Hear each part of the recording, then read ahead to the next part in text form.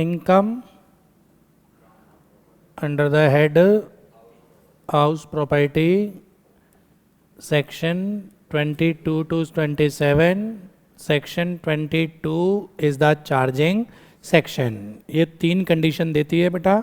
अगर 3 condition satisfied होंगी तो ही income under the head house property आएगी. Number 1, there must be building. Condition number 2, assessee must be the owner of such building. Owner include deemed owner. And condition number 3, such building is not used by owner in his own business or profession.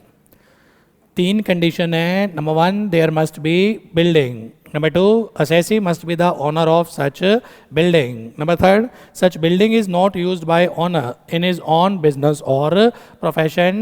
तीनों condition simultaneously satisfied होंगी तो ही rental income taxable होगी under the head house property. एक एक condition का analysis. Number 1, building. Building होनी चाहिए. अगर बेटा प्लॉट ऑफ लैंड किराए पे दिया तो हाउस प्रॉपर्टी में नहीं आएगा क्योंकि बिल्डिंग नहीं है. फिर ये कहाँ जाएगा बेटा? किराए पे काम देना है, काम ही किराए पे देना है तो पीजीबीपी, अदरवाइज अदर सोर्स. भाई लॉ में लिखा है बिल्डिंग होनी चाहिए. बिल्डिंग का रेंट आपका हाउस प्रॉपर्टी में आता है. वैकेंट पीस ऑफ लैंड अगर किराए पे देंगे ये हाउस प्रॉपर्टी में ना आके इधर पीजीबीपी और under the head other source. Building होनी चाहिए. It may be residential, it may be commercial. Commercial में किसी भी टाइप की है बेटा, शॉप है, गोडाउन है, वेयर हाउस है, ये सब अगर किराए पे देंगे taxable under the head house property. समस्या ये उठी बेटा बिल्डिंग का मतलब क्या होता है? बिल्डिंग का मतलब होता है 4 वॉल कवर्ड बाय रूफ. मतलब ये मेरी बिल्डिंग, बेसमेंट किराए पे दिया हाउस प्रॉपर्टी, फर्स्ट फ्लोर किराए पे दिया house property, second third floor किराए पे दिया हाउस प्रॉपर्टी. पर अगर छत किराए पे दी ये हाउस प्रॉपर्टी में नहीं आती है बेटा. ये या तो पीजीबीपी में जाएगी या अदर सोर्स. अगर काम ही लेट आउट करना है तो PGBP, otherwise other source. Building की बेटा अगर आपने फ्रंट साइड किराए पे दे दी एडवर्टीजमेंट कंपनी को होर्डिंग लगाने के लिए, बैक साइड किराए पे दे दी एडवर्टीजमेंट कंपनी को होर्डिंग लगाने के लिए, ये हाउस प्रॉपर्टी में नहीं आएगा. कहाँ जाएगा बेटा? ये इधर अंडर द हेड पीजीबीपी और under the head other source. तो कोई बिल्डिंग दिमाग में इमेज सेट कर लो. बेसमेंट किराए पे दिया house property, first second third floor किराए पे दिए हाउस प्रॉपर्टी, छत किराए पे दी बेटा हाउस प्रॉपर्टी में नहीं आएगा, इधर पीजीबीपी और अदर सोर्स. फ्रंट साइड या बैक साइड किराए पे दी हाउस प्रॉपर्टी में नहीं आएगा बेटा, इधर पीजीबीपी या under the head other source. कई बार ऐसा होता है हम बिल्डिंग के साथ साथ फर्नीचर या प्लांट एंड मशीनरी भी किराए पे दे देते हैं. एसी है बेटा, उसके अंदर फर्नीचर डला हुआ है, इक्विप्ड फर्निश्ड हाउस है, वो हमने किराए पे दिया. हमने बोल दिया बिल्डिंग का किराया 30,000 रुपये, फर्नीचर का किराया 10,000 रुपये, टोटल किराया 40,000 रुपये. इस रेंट को बोलते हैं कंपोजिट रेंट. तो थियोरेटिकल कॉन्सेप्ट पढ़ाया था बेटा, प्रैक्टिकल भी कराए थे इसके. What do you mean by composite rent? Composite rent is the rent of superstructure as well as facilities provided along with superstructure. Facilities may be in the form of furniture, it may be in the form of plant and machinery. Furnished office मैंने किराए पे दे दिया, office भी किराए पे दिया, furniture भी किराए पे गया. उन दोनों को इकट्ठे रेंट को हम क्या बोलते हैं बेटा?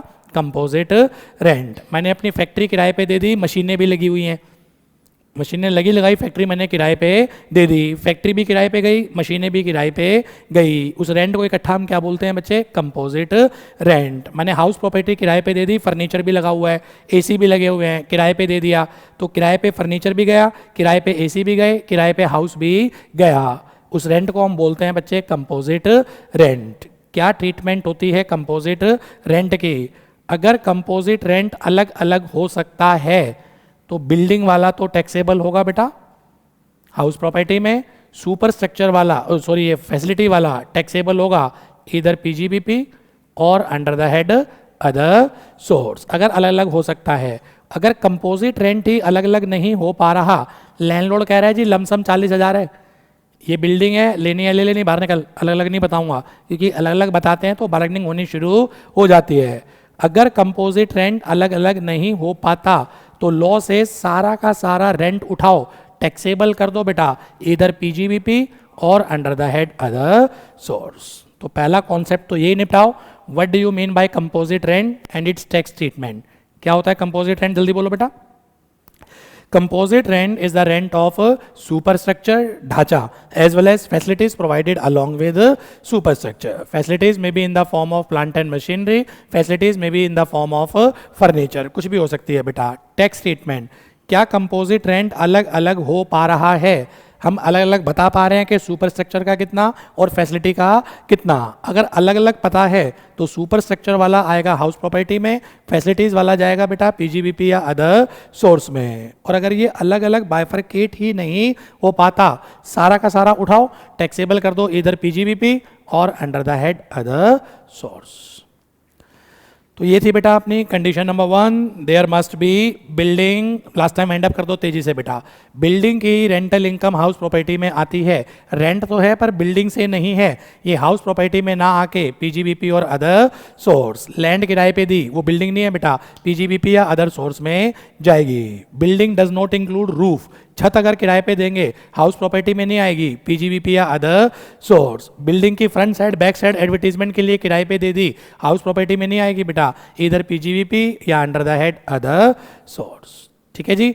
बिल्डिंग सारी हाउस प्रॉपर्टी में आती हैं, रेजिडेंशियल हो, कमर्शियल हो, आपकी शॉप हो, गोडाउन हो, मॉल हो, कुछ भी हो बेटा, बिल्डिंग अगर है taxable under the head house property.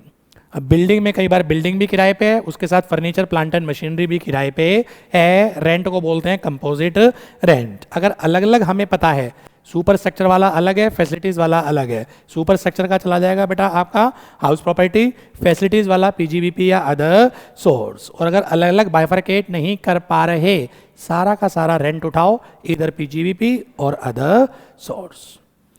ये था point number 1। Point number 2, assessee must be the owner of such building।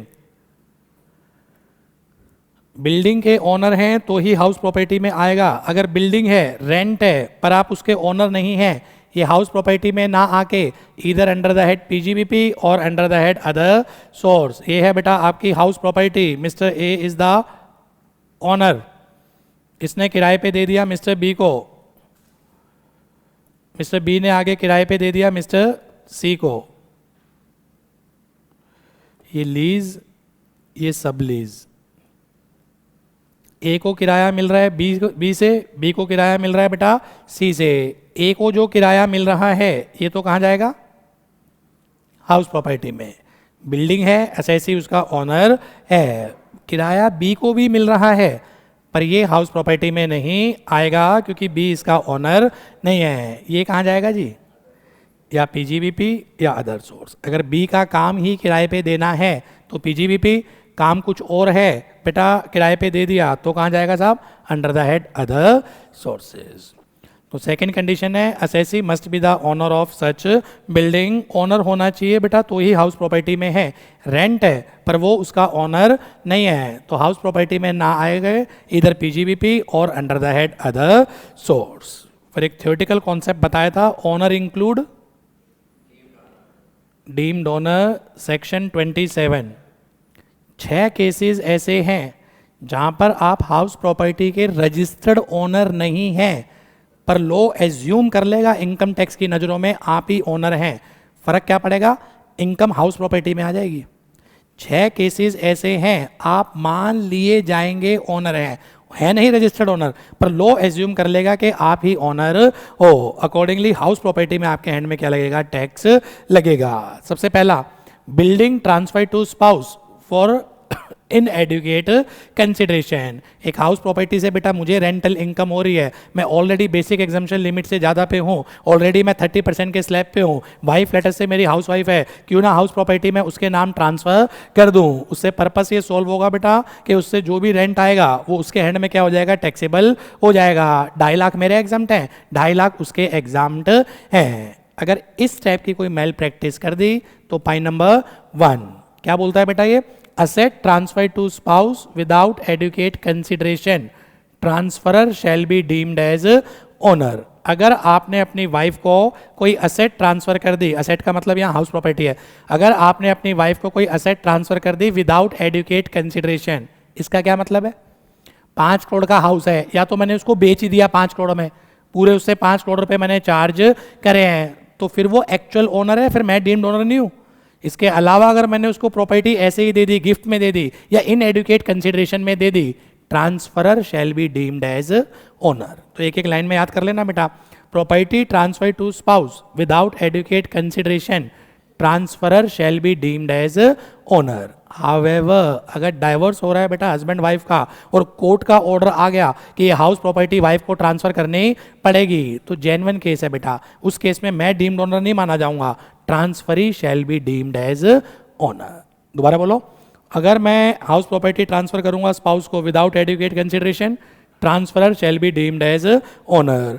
Transfer made in pursuance of agreement to live apart, अलग अलग हो रहे हैं हस्बैंड वाइफ बेटा, transferee shall be deemed as owner. मैंने house property transfer नहीं करी, मैंने पैसा ट्रांसफर करा, वाइफ ने उससे हाउस प्रॉपर्टी परचेज कर ली, उससे रेंटल इनकम है, तो मैं डीम्ड ओनर नहीं माना जाऊंगा। हाँ, क्लबिंग में मैं फिर भी फंस जाऊंगा, वो इनकम मेरे हैंड में क्या हो जाएगी साहब, क्लब हो जाएगी। डीम्ड ओनर तभी हैं जब मैं हाउस प्रॉपर्टी ट्रांसफर करता हूं।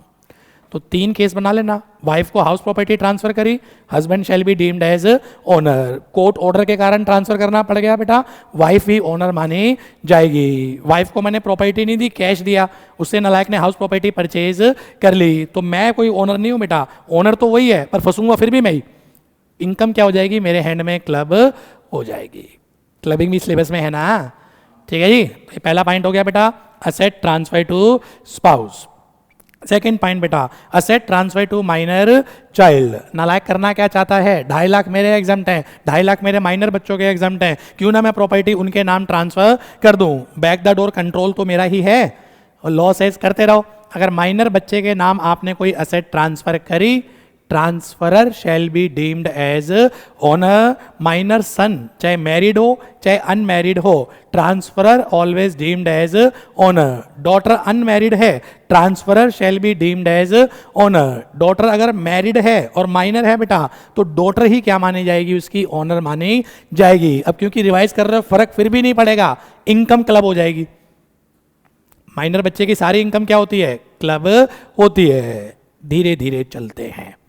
फादर माइनर, माइनर सन नालायक अनमैरिड है, मैं ही क्या माना जाऊंगा, ट्रांसफरर ही deemed owner. Minor son married है तो ही मैं क्या माना जाऊंगा बेटा, deemed owner. Minor daughter unmarried है, ट्रांसफरर क्या माना जाएगा, deemed owner. Minor daughter married है, ट्रांसफरर डीम्ड ओनर नहीं है। डीम्ड ओनर कौन है, minor married daughter. Deemed owner तो वही है, पर मैं कह रहा हूं फर्क कुछ नहीं पड़ेगा, क्योंकि उसकी सारी इनकम पेरेंट के हैंड में क्या होती है, क्लब होती है। फिलहाल अगर डीम्ड ओनर की बात करूं तो कब कब है, minor son married, transferor deemed owner.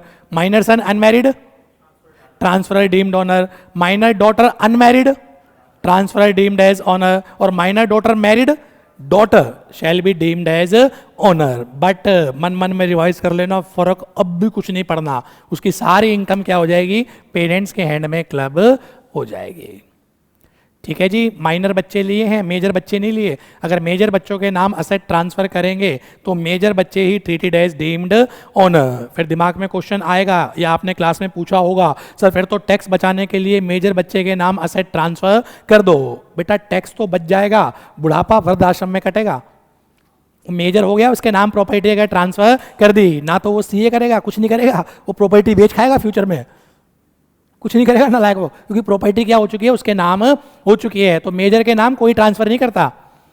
मैं मेजर हो गया 45 साल का, मेरे फादर आज भी मेरे नाम कुछ नहीं कर रहे, उन्हें आज भी विश्वास नहीं हो रहा मेरे ऊपर। उन्हें पता है ट्रांसफर कर दिया तो टैक्स तो बच जाएगा, पर मैं वापस रजिस्ट्री नहीं करवाऊंगा फिर उनके नाम। एग्जाम्पल है, समझ में आ गया। तो लॉ में फर्स्ट पॉइंट बोलो, asset transfer to spouse, transfer deemed as owner. Transfer in pursuance to agreement live apart, transferee deemed as owner. Minor child, transfer deemed as owner. Minor married daughter, minor married daughter treated as owner. Major बच्चे के नाम transfer करी, major बच्चा treated as owner. 2 गए। तीसरा बेटा आपका साहब, यहाँ पर हम डीम्ड ओनर माने जाएंगे कौन सा है भाई? Holder of impartible estate, father, उसके 4 सन, एग्जाम्पल है 4, 2 भी हो सकते हैं 3 भी हो सकते हैं, फादर उसके 4 सन, फादर के बेटा डेथ के बाद चारों सन ने सारी प्रॉपर्टी क्या कर ली साहब? आपस में बांट ली। एक कॉमन प्रॉपर्टी बची हुई है, उसमें उनके कुल देवता का मंदिर है, ना वो प्रॉपर्टी बिक पा रही है, बेचना नहीं चाह रहे, ना वो प्रॉपर्टी क्या हो पा रही है बेटा? आपस में बट पा रही है। किसी एक को उस प्रॉपर्टी का केयर टेकर बना दिया, तो जो भी केयर टेकर है लॉ सेज उसी को धर लो। हम कहाँ चारों भाई को ढूंढते फिरेंगे? जो भी उस प्रॉपर्टी का होल्डर है, चाहे वो रामू काका हो, दीनू काका हो, या उन चारों भाई में से कोई एक हो, जो भी उस प्रॉपर्टी का होल्डर होगा वो होल्डर ही डीम्ड ऑनर मान लिया जाएगा। नाम से क्या है?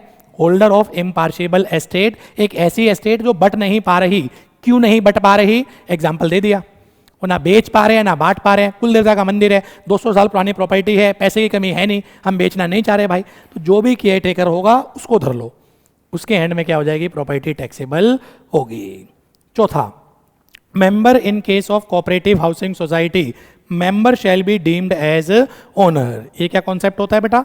मुझे अपने लिए हाउस बनाना है, आपको अपने लिए हाउस बनाना है, सबको अपने लिए हाउस बनाना है। अलग अलग बनाएंगे तो जमीन महंगी होगी, मटेरियल महंगा होगा, लेबर महंगी होगी। पर्पस सबका एक है कि हाउस प्रॉपर्टी होनी चाहिए। सबने मिलकर बेटा एक कोऑपरेटिव हाउसिंग सोसाइटी बना ली, सीए इंटर बेटा आपके कोऑपरेटिव हाउसिंग सोसाइटी, नाम ही ये रख दिया बेटा हमने, फाइनल नाम भी नहीं दे पा रहे हम। बेइज्जती तो करता रहूं कि तुम्हें चुभे नालायकों। चलो हमने बना लिए cooperative housing society, land purchase कर ली, फ्लैट बना दिए, उसके बाद एक एक फ्लैट मेंबर को क्या कर दिए साहब? हमने अलॉट कर दिए। उसका रजिस्टर्ड ओनर कौन है? Cooperative housing society. उसका बेनिफिशियल ओनर कौन है? मेंबर। लो मेंबर के हैंड में इनकम टैक्स लगाएगा, ऑल्दो मेंबर रजिस्टर्ड ओनर नहीं है। रजिस्टर्ड ओनर कौन है? Housing society. पर टैक्सेबल किसके हैंड में होगा बेटा? Member shall be deemed as owner. 4 हो गए बेटा। 5वां, part performance of a contract under section 53A of transfer of property act 1881। छोटा करके बोलो, part performance of a contract, buyer shall be deemed as owner. समझा, मैं अपने आप दूंगा। Part performance of a contract, buyer shall be deemed as owner. अब जल्दी से समझ लो ये होता क्या है। एज पर transfer of property act 1882, immovable property transfer तब मानी जाती है जब उसकी रजिस्ट्री हो जाती है with the registrar of immovable property. Immovable property में ऑनरशिप ट्रांसफर कब मानी जाए? ये मकान आपका हो गया, हो गया आपका। मोबाइल तो हाथ में था, मूवेबल, ले भाई तेरा हो गया, तो हो गया तेरा। सेल ऑफ गुड एक्ट मान के चल रहा हूं, पढ़ रखा होगा। मूवेबल प्रॉपर्टी में ऑनरशिप इमीडिएट ट्रांसफर हो जाती है। इमूवेबल में कैसे ट्रांसफर हो? मैं कह रहा हूं एंटालिया आपका हो गया, आपका। अंबानी को आपने धक्का देके बाहर निकाल दिया, जैन सर ने बोला है कि यह हमारा है। वो कैसे ट्रांसफर होती है इमूवेबल प्रॉपर्टी? जब उसकी रजिस्ट्री हो जाती है with the registrar of immovable property. Immovable property transfer तब मानी जाती है, इसको बोला जाता है fully performance of a contract, जब वो प्रॉपर्टी रजिस्टर्ड हो जाएगी। हावेवर एक एक्सेप्शन है 53A of transfer of property act. अगर दोनों पार्टी अपनी अपनी ऑब्लिगेशन फुलफिल कर दें, सेलर पोसेशन दे दे, बायर पेमेंट दे दे, रजिस्ट्री ना भी हुई हो, तो ये मान लिया जाता है ओनरशिप ट्रांसफर हो गई। इसको बोलते हैं part performance. Why the word part is given? Fully कब होता है? जब रजिस्ट्री हो जाती है। पर कई बार ऐसा हो रहा है रजिस्ट्री हो नहीं रही, पर दोनों पार्टीज ने अपनी अपनी ऑब्लिगेशन फुलफिल कर दी। कोविड का time is the perfect example. Lockdown लगा हुआ है, आप कह रहे हो मैं तो रजिस्ट्री करवा के रहूंगा, जाएगा कहां? रजिस्ट्री करने के लिए रजिस्ट्रार भी तो होना चाहिए। पर दोनों पार्टी ने ऑब्लिगेशन फुलफिल कर दी, सेलर ने पोसेशन दे दी, बायर ने पेमेंट दे दी, ये मान लिया जाता है ओनरशिप ट्रांसफर हो गई। Buyer shall be deemed as owner. ये है पॉइंट नंबर 5। पॉइंट नंबर 6 और लास्ट बेटा, अगर 12 साल या उससे ज़्यादा के लिए हाउस प्रॉपर्टी लीज पे दे दी तो लो मान के चलता है 12 साल बहुत ज़्यादा टाइम है, टीनेंट को भी डीम्ड ओनर मान लो। Only for the purpose of income tax, actual में ओनर नहीं है वो। कहीं घर वालों को उल्टी सीधी सलाह दे दो, आपके पेरेंट्स ने 15 साल के लिए बैंक वाले को किराए पे दे दी, वो बड़ा खुश हो रहे हैं कि हर साल मुझे क्या मिलता, हर महीने क्या मिलेगा, मुझे किराया मिलेगा अगले 15 साल तक, और बीच में आपने जाके बेटा उनको डरा दिया, वो डीम्ड ओनर है। इनकम टैक्स के लिए डीम्ड ओनर है, वो एक्चुअल में नहीं है। क्या फर्क पड़ेगा? अगर कोई इनकम होगी तो कौन से हेड में आएगी? हाउस प्रॉपर्टी में आएगी। तो ये 6 केसेस हैं जहां पर बेटा डीम्ड ओनर माने जाते हैं। 6 केसेस एक बार दोबारा। Owner include deemed owner. Deemed owner law की वो सिचुएशन है जहां पर आप रजिस्टर्ड ओनर नहीं हैं पर इनकम टैक्स आपको ओनर मान लेगा और आपके हैंड में इनकम टैक्सेबल कर देगा। करेक्ट फॉर्म में थोड़ा जल्दी से रिवाइज करा दो बेटा। नंबर 1, अगर मैं स्पाउस के नाम असेट ट्रांसफर करूंगा, transferor shall be deemed as owner. पर असेट ट्रांसफर हुई है in pursuance of agreement to live apart, transferee shall be deemed as owner. Minor बच्चों के नाम अगर असेट ट्रांसफर करूंगा, माइनर सन मैरिड है, transferor shall be deemed as owner. Minor son unmarried है, transferor shall be deemed as owner. Minor daughter unmarried है, transferor shall be deemed as owner. Minor daughter married है, minor married daughter shall be treated as owner. However उसकी income parents के hand में क्या हो जाएगी? Club हो जाएगी। मेजर बच्चों के नाम अगर असेट ट्रांसफर करूंगा, सेक्शन 27 नहीं लगेगी, मेजर बच्चे ही ओनर माने जाएंगे। नेक्स्ट बेटा, part performance of a contract, buyer shall be deemed as owner. Impartible estate, holder shall be deemed as owner. Cooperative housing society, correct form में याद करना है, member shall be deemed as owner. और अगर 12 साल या उससे ज़्यादा की लीज हो गई, ओनर तो ओनर है ही, जो टीनेंट है वो भी उसका क्या मान लिया जाएगा बच्चे? डीम्ड ओनर मान लिया जाएगा। Only for the purpose of income tax. अगर कोई इनकम हुई तो टैक्सेबल होगी under the head house property. Charging section पे वापस चलते हैं बेटा। चार्जिंग सेक्शन की पहली कंडीशन थी देयर मस्ट बी बिल्डिंग, वो पढ़ा दिया, एनालाइज करा दिया। Condition number 2, assessee must be the owner of such building, तो आपका बेटा ये भी निपट गया, ओनर इंक्लूड डीम्ड ओनर। तीसरा, ओनर उस बिल्डिंग को अपने बिजनेस एंड प्रोफेशन में यूज नहीं करेगा, क्योंकि अगर अपने बिजनेस एंड प्रोफेशन में यूज कर रहा है डेप्रिसिएशन मिलेगा। रेजिडेंशियल बिल्डिंग है 5%, कमर्शियल बिल्डिंग है 10%। पीजीबीपी पढ़ रखा है अब आपने बेटा, रिवाइज करा रहा हूं मैं। अगर उस बिल्डिंग में ओनर खुद अपना बिजनेस एंड प्रोफेशन करेगा तो फिर तो हाउस प्रॉपर्टी से बाहर निकलो ना, पीजीबीपी में जाओ, और पीजीबीपी में जाओ तो डेप्रिसिएशन क्लेम कर लो। रेजिडेंशियल बिल्डिंग है तो 5% मिलता है, कमर्शियल बिल्डिंग है तो डेप्रिसिएशन 10% मिलता है। ओनर अपने बिजनेस एंड प्रोफेशन में यूज नहीं करेगा, टीनेंट कुछ भी करे। टीनेंट चाहे उसको सेल्फ ऑक्यूपाइड रहने के लिए यूज करे, चाहे बिजनेस प्रोफेशन करे, टीनेंट के केस में बेटा टैक्सेबल होगा under the head house property. Owner अपना बिजनेस एंड प्रोफेशन नहीं करेगा, लॉजिकल भी है, बिजनेस प्रोफेशन करेगा तो हाउस प्रॉपर्टी में नहीं, पीजीबीपी में, और वहां पर भी वो क्या क्लेम करेगा? डेप्रिसिएशन क्लेम करेगा। फिर फाइनेंस एक्ट 2023 से अमेंडमेंट आई थी बेटा, नोट्स में मैंने डाल रखी है, आपको पढ़ाई होगी, नहीं पढ़ाई होगी तो क्रक्स फॉर्म में बता देता हूं, लिखना चाहो तो लिख लो। Where the property is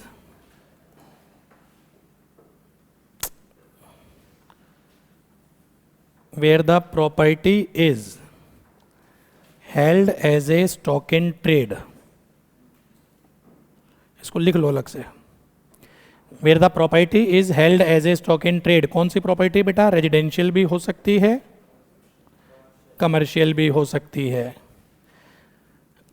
SSC की बैलेंस शीट पे गए, बैलेंस शीट में नजर आ रही है बेटा ये as a stock in trade. Where the property is held as a stock in trade, any rental income अगर है तो शैल बी टैक्सेबल, किस हेड में?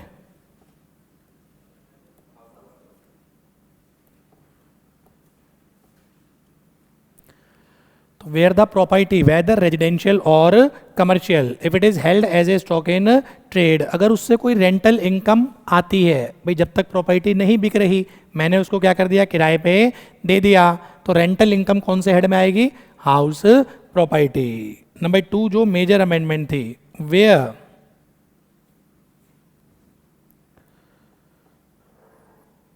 अ residential property is let out, ये इंपॉर्टेंट था बेटा। Where a residential property is let out, then rental income shall always taxable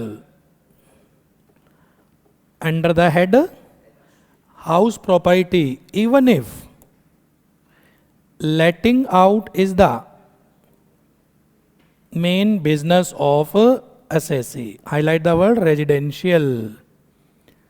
अगर residential property मैंने किराए पे दी है, किराया हमेशा हाउस प्रॉपर्टी में आएगा, चाहे किराए पे देने का मेरा बिजनेस ही क्यों ना हो। अंसल, डीएलएफ, पार्सनाथ, इनका काम ही क्या है बेटा? फ्लैट बना के किराए पे देना, तो पीजीबीपी में नहीं जाएगा। फाइनेंस एक्ट 2023 से कौन से हेड में आएगा बेटा? ये हाउस प्रॉपर्टी। और माइंडेड ये केवल किसके ऊपर लगती है? रेजिडेंशियल प्रॉपर्टी पे लगती है, कमर्शियल पे नहीं। तो पहला स्टॉक इन ट्रेड, चाहे रेजिडेंशियल हो चाहे कमर्शियल हो, अगर रेंटल आएगा तो हाउस प्रॉपर्टी। दूसरा रेजिडेंशियल प्रॉपर्टी बेटा अगर आपने किराए पे दी है, हमेशा और हमेशा हाउस प्रॉपर्टी में आएगा, चाहे किराए पे देना आपका बिजनेस क्यों ना हो। अब बच गई commercial property. Letting out of commercial property. Letting out is main business,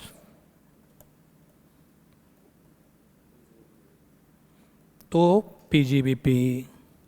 letting out is not the main business, तो हाउस प्रॉपर्टी। अब की बार आना चाहिए इसमें से कोई, लास्ट टाइम पूछा नहीं था नालायकों ने। 3 पॉइंट याद कर लेना, मैं बार बार बोलता हूं। If the property is held as a stock in trade, दोनों पे लगता है ये, रेजिडेंशियल और कमर्शियल। अगर स्टॉक इन ट्रेड है और अगर उससे कोई किराया आता है तो हमेशा टैक्सेबल होगा ये हाउस प्रॉपर्टी, पीजीबीपी में जाएगा ही नहीं। नंबर 2, रेजिडेंशियल प्रॉपर्टी रट लो, हमेशा किस में आएगी?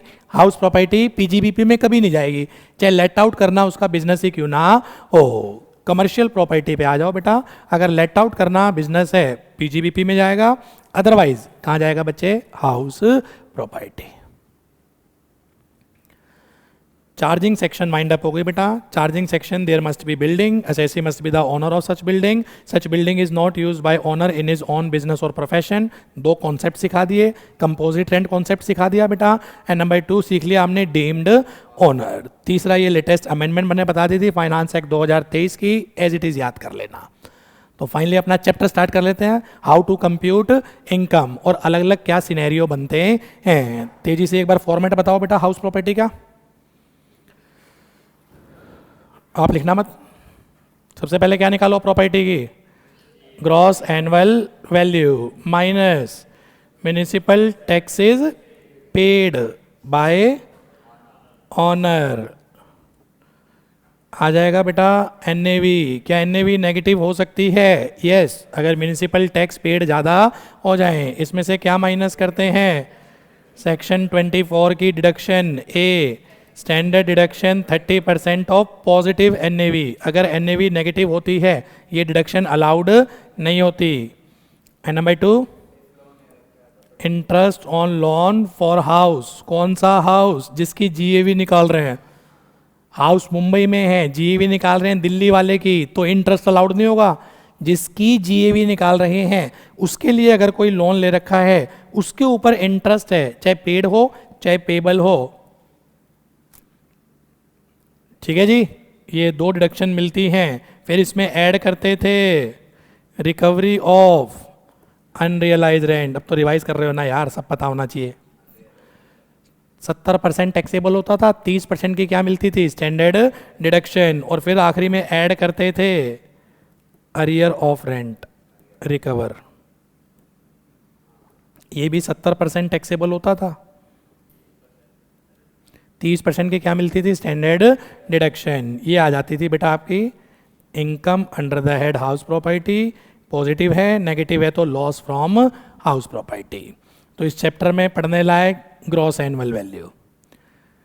इसके बाद म्यूनिसिपल टैक्सेस पेड, 2-4 पॉइंट इसमें है वो भी देख लेंगे। उसके बाद ये स्टैंडर्ड डिडक्शन, उसके बाद इंटरेस्ट, इस पर टाइम लगेगा। प्री कंस्ट्रक्शन पीरियड का अलग, करंट ईयर का अलग। उसके बाद ये होता क्या है अनरियलाइज रेंट और उसकी रिकवरी, उसको पढ़ेंगे। और लास्ट में ये अरियर पढ़ेंगे। जैसे सैलरी में बाइफरकेट कर लिया था, पढ़ने लायक 4 चीज़ें थी बेटा, allowance, perquisite, retirement benefit, provident fund. ऐसे इसमें पढ़ने लायक ये 6 हैं। ठीक है ना, स्टार्ट करते हैं। सबसे पहले ग्रॉस एनुअल वैल्यू निकालने से स्टार्ट करो बेटा। How to compute gross annual value. कुछ लिखना मत, नोट्स में मैंने डाल रखा है और आपके पास होगा भी। मैं इसलिए लिख रहा हूं कि आपको समझने में आसानी रहे। सबसे पहला केस हमने बनाया था when property is let out throughout the whole year. House property पूरे साल के लिए किराए पे है। एग्जाम में केस देख लेना कौन सा केस आएगा। 4 केस बनाए थे मैंने। सबसे पहला था when property is let out throughout the whole year. Screen पे देखते रहना। लॉ सेज भाई सबसे पहले प्रॉपर्टी की म्यूनिसिपल वैल्यू देख ले। सर ये क्या होती है? जो म्यूनिसिपैलिटी वैल्यू को फिक्स करती है। सर कहाँ से देखूँ? प्रैक्टिकल लाइफ में देखनी हो तो वेबसाइट से मिल जाएगी एमसीडी की। ठीक है जी। इसको कंपेयर कर दो फेयर रेंटल वैल्यू से। सर ये क्या होता है? अड़ोस पड़ोस की प्रॉपर्टी का रेंट। मेरे पास ये वाली प्रॉपर्टी है, सामने वाली प्रॉपर्टी कितने किराए पे है, वो हो जाएगा फेयर रेंटल वैल्यू। ठीक है जी। तीसरा स्टैंडर्ड रेंट। सर ये क्या भला होती है? वो रेंट जो रेंट कंट्रोल एक्ट में अंग्रेजों ने फिक्स कर दिया था। भले जमाने के एक्ट बने हुए थे बेटा, अंग्रेजों ने रेंट फिक्स कर दिया था प्रॉपर्टी का, इससे ज़्यादा नहीं होगा। वो आज भी उससे ज़्यादा नहीं होगा। दिल्ली में चांदनी चौक है, पहाड़गंज है, ज़्यादा दूर जाने की जरूरत नहीं। पश्चिम बिहार में ज्वाला एडी मार्केट है। ये सब किस में आती है? रेंट कंट्रोल एक्ट में आती है। पूरे इंडिया पे लगता है, सिलेक्टेड एरियाज में। मुझे दिल्ली के पता है, चांदनी चौक पे लगता है बेटा, पहाड़गंज में लगता है, ज़्यादा दूर जाने की जरूरत नहीं। पश्चिम बिहार में ज्वाला एडी पे लगता है। अंग्रेजों के ज़माने का था, एक रेंट फिक्स कर रखा था कि इससे ज़्यादा नहीं होगा। अंग्रेज चले गए, एक्ट आज भी है और एक्चुअल में आज भी लगता है ये रेंट कंट्रोल एक्ट के, इससे ज़्यादा रेंट नहीं होगा। शुरू हो जाओ।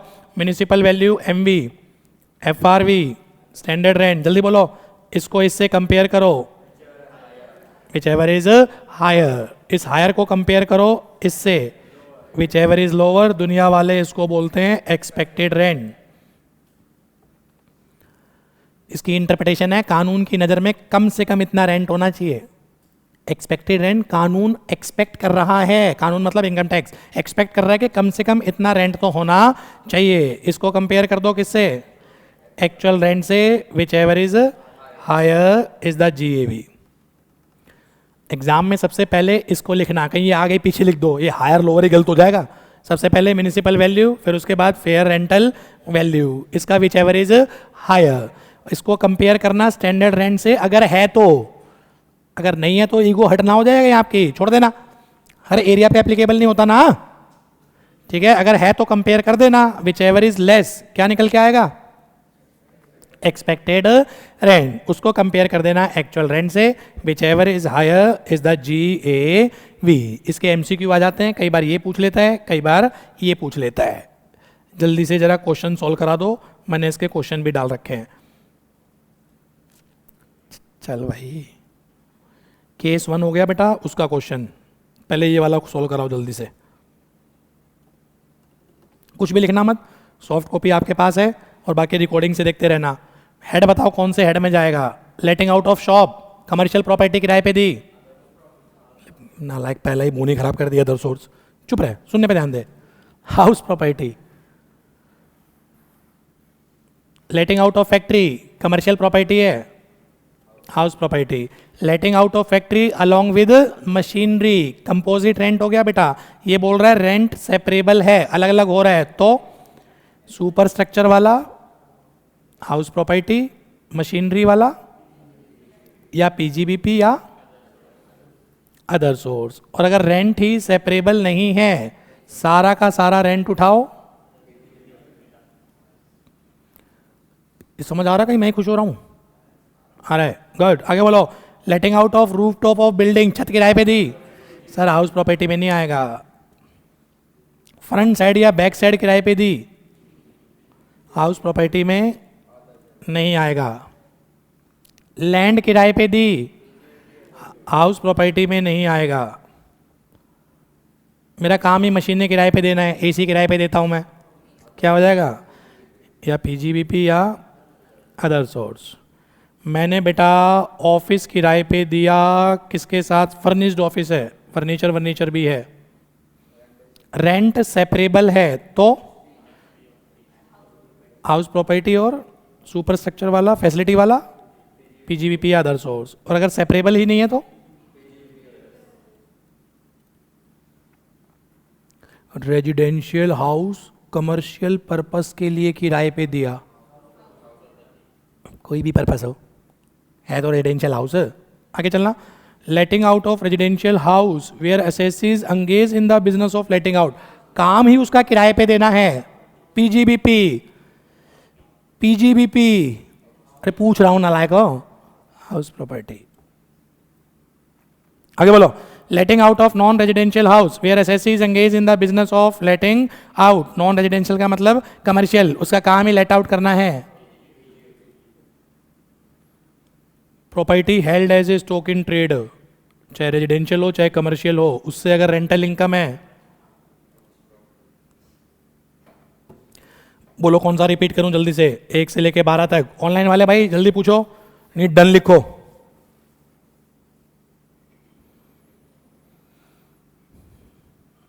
जल्दी करो नालायक को, चैप्टर खत्म करना है आज।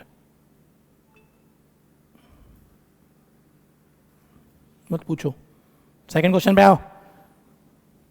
6 हाउसेज हैं, प्रॉपर्टी पूरे साल के लिए लेट आउट है, निकालना क्या है, एक्सपेक्टेड रेंट और जीएवी। मैं इसी के नीचे लिख दूं एक्सपेक्टेड रेंट जीएवी। पहले चेक करना क्या सीक्वेंस में है, municipal value, fair rent, standard rent, actual rent, sequence में है। शुरू हो जाओ। 20 और 24 विच एवर इज हायर। 24 और नॉट एप्लीकेबल है, ये नील नहीं है कहीं जीरो समझ के, which ever is less zero, ये नॉट एप्लीकेबल है ये। तो एक्सपेक्टेड रेंट बोलो,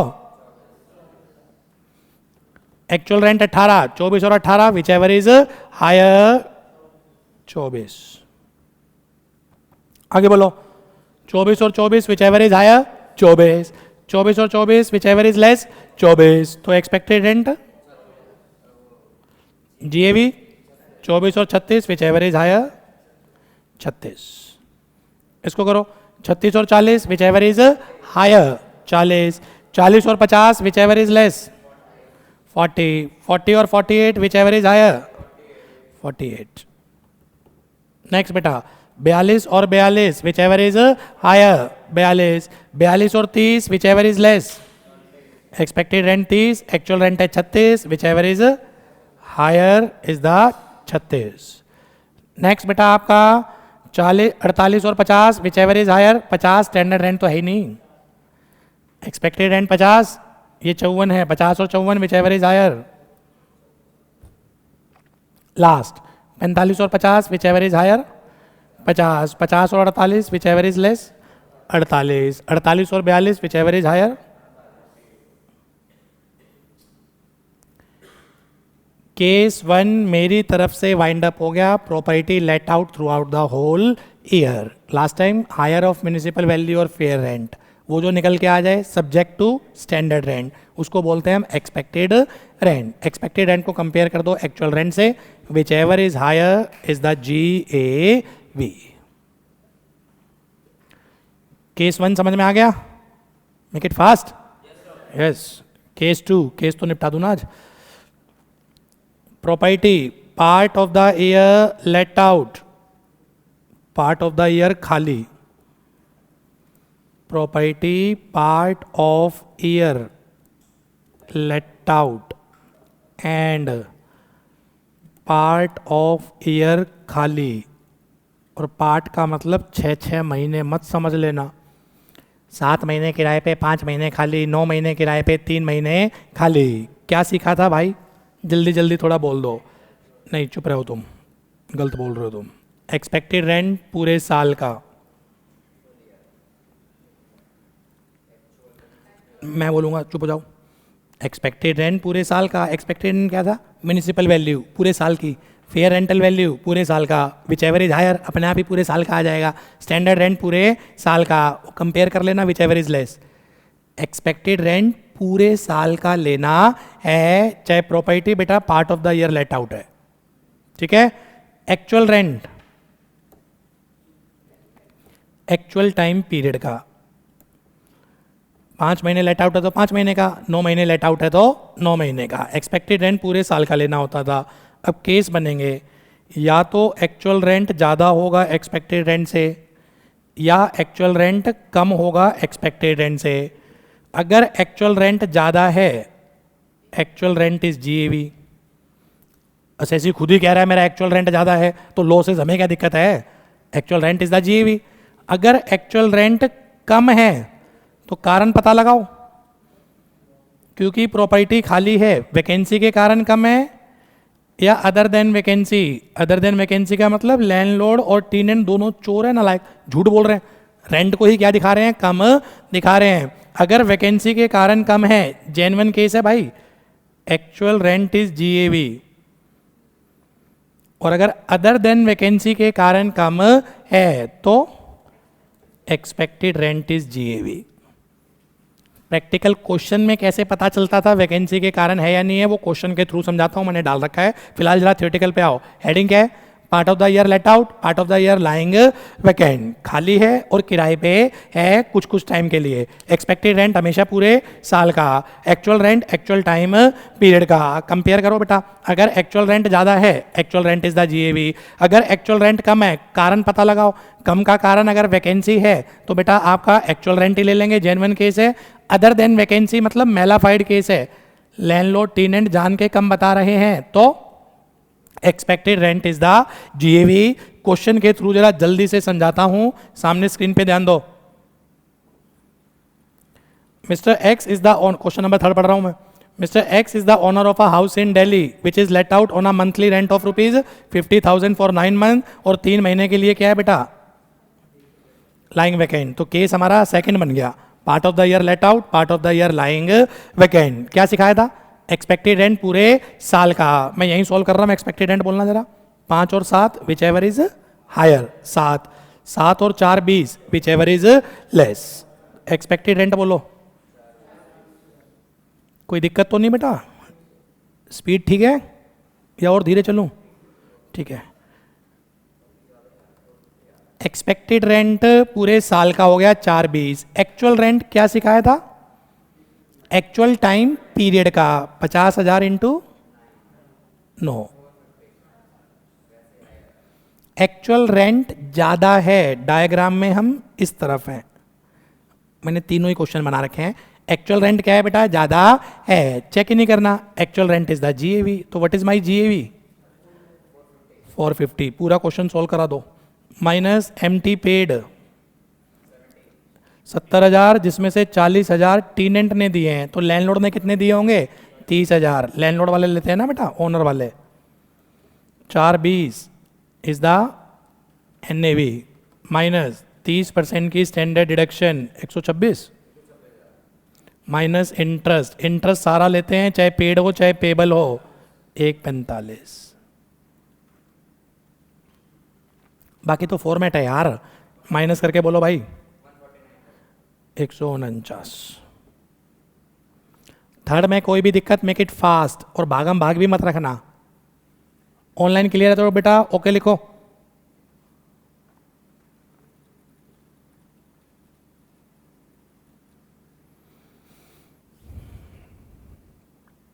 फोर्थ करो फिर फिफ्थ करो, पढ़ो। Mr. X is the owner of a house in Delhi which is let out on a monthly rent of ₹1 lakh for 4 महीने और 8 महीने के लिए प्रॉपर्टी लाइंग वैकेंट। केस कौन सा बन रहा है, part of the year let out, part of the year lying vacant. ठीक है जी, यहाँ पर बेटा एक्सपेक्टेड रेंट पूरे साल का बोलना एक बार।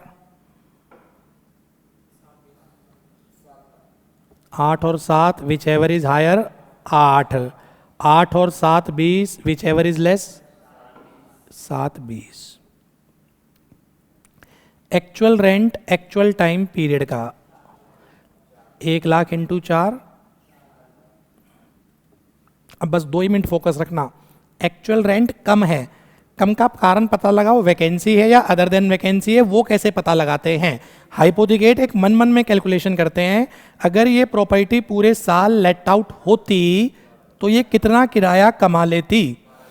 Had this property been let out for whole year, ये प्रॉपर्टी पूरे साल अगर लेट आउट होती तो ये कितना किराया कमा लेती, 12 लाख, जो कि इससे ज़्यादा होता, पर कमा नहीं पाई क्योंकि 8 महीने खाली थी। पर कमा नहीं पाई क्योंकि 8 महीने क्या थी बेटा, खाली थी। तो एक्चुअल रेंट कम है, कम का कारण वैकेंसी है, क्योंकि अगर वैकेंसी नहीं होती तो ये 12 लाख होता। अगर वैकेंसी नहीं होती 8 महीने की तो बेटा ये 12 लाख होता, जो कि एक्सपेक्टेड रेंट से ज़्यादा होता। तो कम तो है, पर कम का कारण क्या है, वैकेंसी। और जब कम का कारण वैकेंसी होता है तो जेन्युइन केस है, जेन्युइन केस में फिर क्या लेंगे, actual rent is the GAV। नहीं आया समझ? श्योर? बाकी तो फॉर्मेट है बेटा।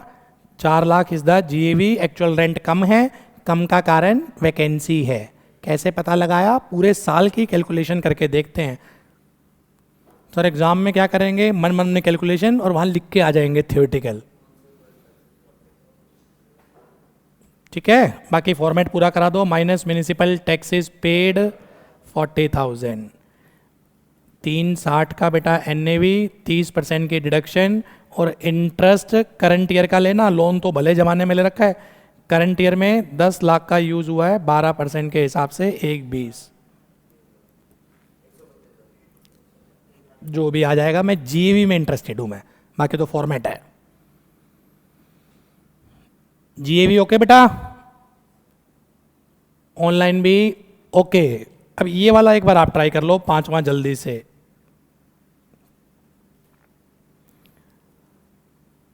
9 महीने के लिए किराए पे, 3 महीने के लिए खाली, तो केस 2 बन रहा है। Part of the year let out, part of the year खाली। एक्सपेक्टेड रेंट पूरे साल का। लो जी, एक्सपेक्टेड रेंट ER लिख रहा हूं।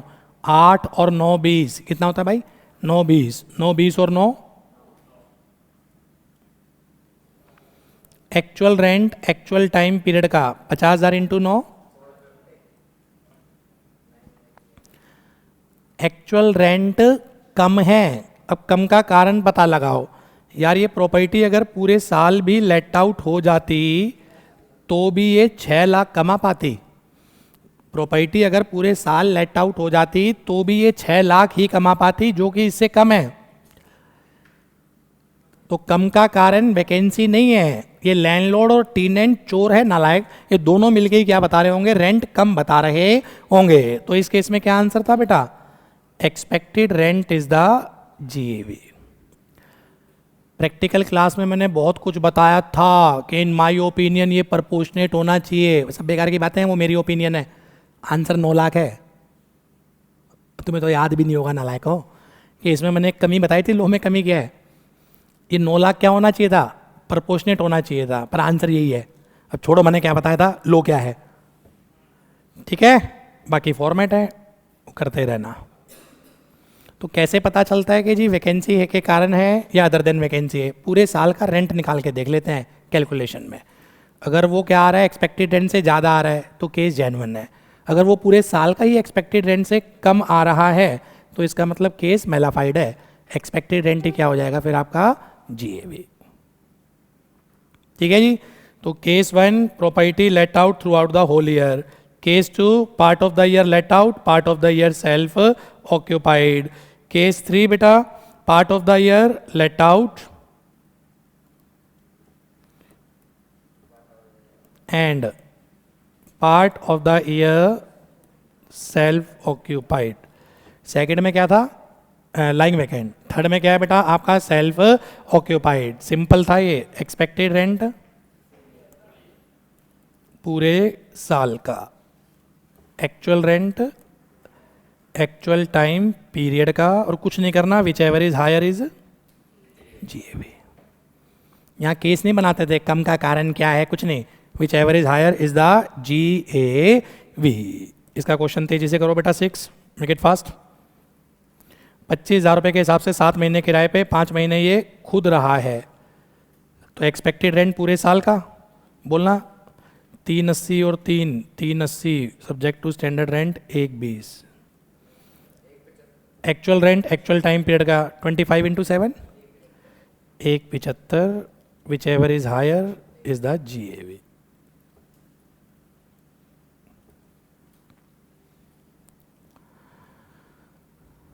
आगे माइनस कर लोगे ना, minus empty paid and so on.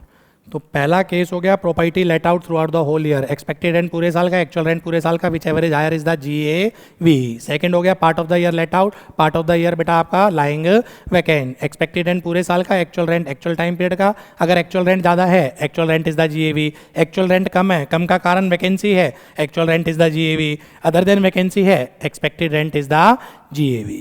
Case 3 part of the year let out, part of the year self occupied. Expected rent पूरे साल का, actual rent actual time period का, whichever is higher is the GAV। V. और चौथा था बेटा property self occupied by owner throughout the whole year. Self occupied by owner throughout the whole year, law says NAV nil. NAV इसलिए nil बेटा, हम municipal taxes paid का benefit नहीं देना चाहते। अगर जीएवी नील करते तो फिर एसएससी क्या माइनस करता, म्यूनिसिपल टैक्स पेड माइनस करता। तो लो क्या बन गया था बेटा, NAV nil, standard deduction automatic नील। हाँ, इंटरेस्ट की आपको क्या मिल जाएगी साहब, डिडक्शन मिल जाएगी, पर उसके ऊपर एक अपर कैप लगी हुई थी। एक बार ये रिवाइज करा देता हूँ, फिर बाकी प्रैक्टिकल उसके बाद लूंगा बेटा मैं दोबारा।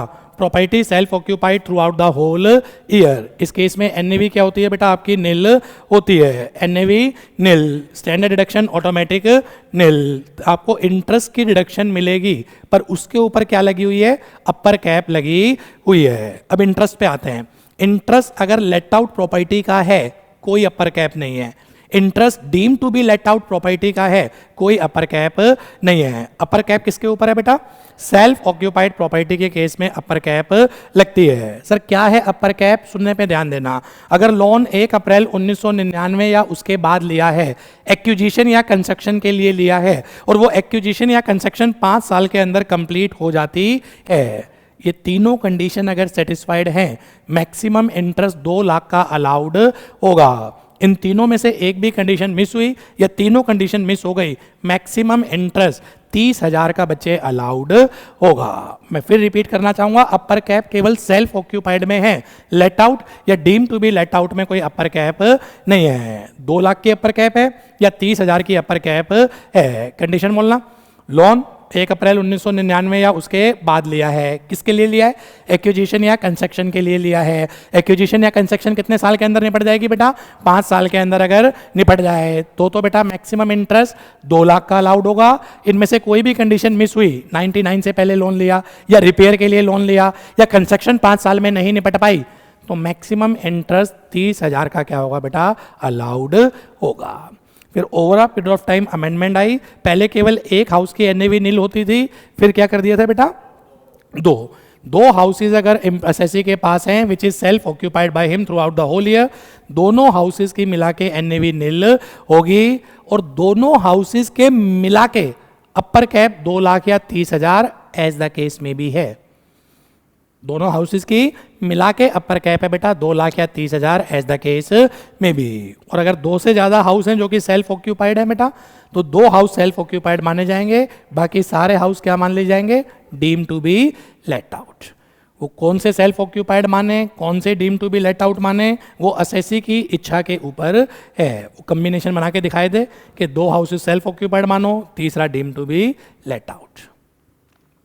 तो केवल इंटरेस्ट की अपर कैप बताओ। लेट आउट, लेट आउट के केस में कितनी अपर कैप है, कोई लिमिट नहीं, कितना मर्जी इंटरेस्ट हो सारा अलाउड है। Deem to be let out, कोई अपर कैप नहीं, कितना मर्जी इंटरेस्ट हो सारा का सारा इंटरेस्ट अलाउड है। सेल्फ ऑक्यूपाइड 2 हाउसेस के लिए मैक्सिमम या तो 2 लाख अलाउड है दोनों का मिला के, या 30,000 अलाउड है। 2 लाख की कंडीशन है बेटा, 1/4/99 या उसके बाद एक्विजिशन या कंस्ट्रक्शन के लिए, और वो 5 साल में निपट जाए एक्विजिशन या कंस्ट्रक्शन, तो 2 लाख तक मैक्सिमम है, अगर कम है तो कम, और अगर बेटा ये कंडीशन सेटिस्फाइड ना हो पाए तो 30,000।